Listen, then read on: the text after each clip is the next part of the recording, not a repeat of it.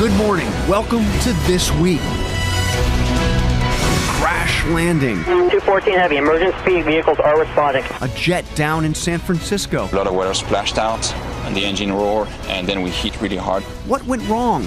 We have the latest details on the investigation. Plus, chaos in the streets. Is Egypt on the verge of civil war? We talked to a top leader of the Muslim Brotherhood, a wanted man in Cairo. Then the Egyptian ambassador in an ABC News exclusive. On the road with President and Mrs. Bush, the unscripted moments on their latest mission to Africa, and the former president takes on his critics. I'm trying to think of the proper word. Absurd psychobabble. Plus, our own Cokie Roberts on her historic conversation with two first ladies. You can't find your toothpaste, you don't know where your kids are. That's day one. From ABC News, This Week with George Stephanopoulos. Reporting from Washington, Jonathan Carl.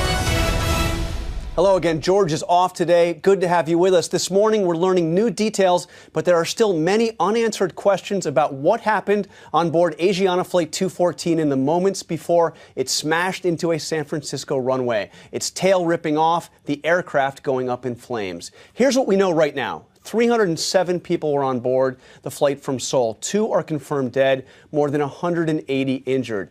ABC's Cecilia Vega has been tracking all the developments all night. She joins us now from San Francisco's airport. Cecilia, it is just remarkable that so many people survived.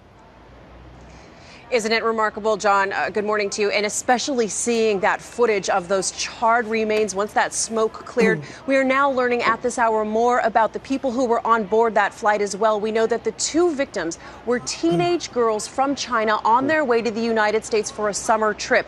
We know that 30 of the passengers on board Flight 214 were children. 61 people on board, American citizens. Many of those injured still in critical condition at this hour, recovering in the hospital. Witnesses describe an absolutely terrifying landing. We spoke to one survivor who said this plane essentially belly flopped. As soon as it hit the runway, it basically bounced. Take a listen.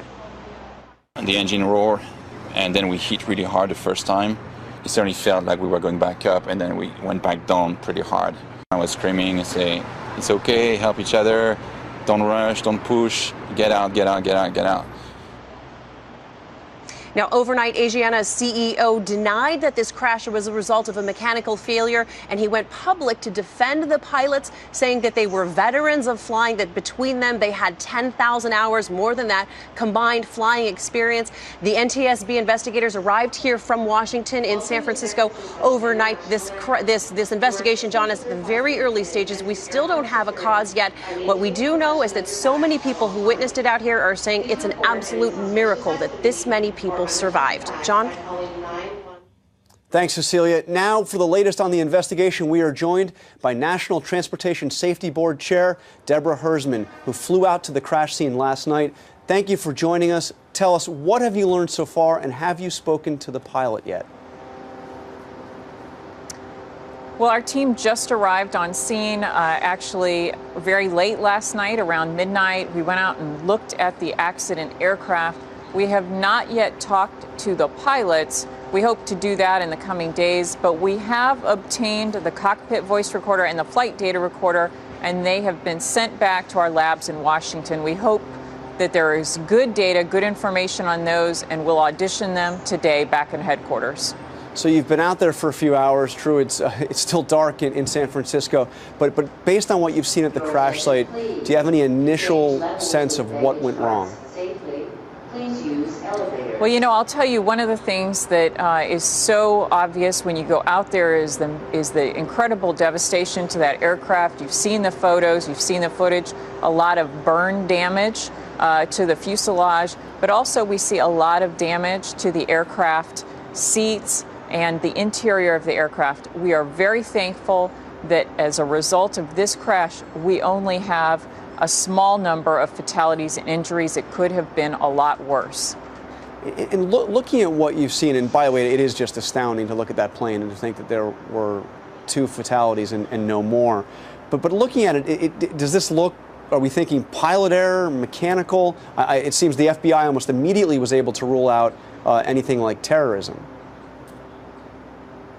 You know, it's really very early in the investigation. We just arrived on scene a few hours ago. We have a lot of work ahead of us. We have teams that will be looking at aircraft operations, at human performance, survival factors, and we'll be looking at the aircraft. We'll be looking at power plants, systems, and structures. And so we really want to make sure we have a good understanding of the facts before we reach any conclusions. So in other words, way too early to do what the Asiana airline CEO did when he said that there were no problems caused by the plane or its engines.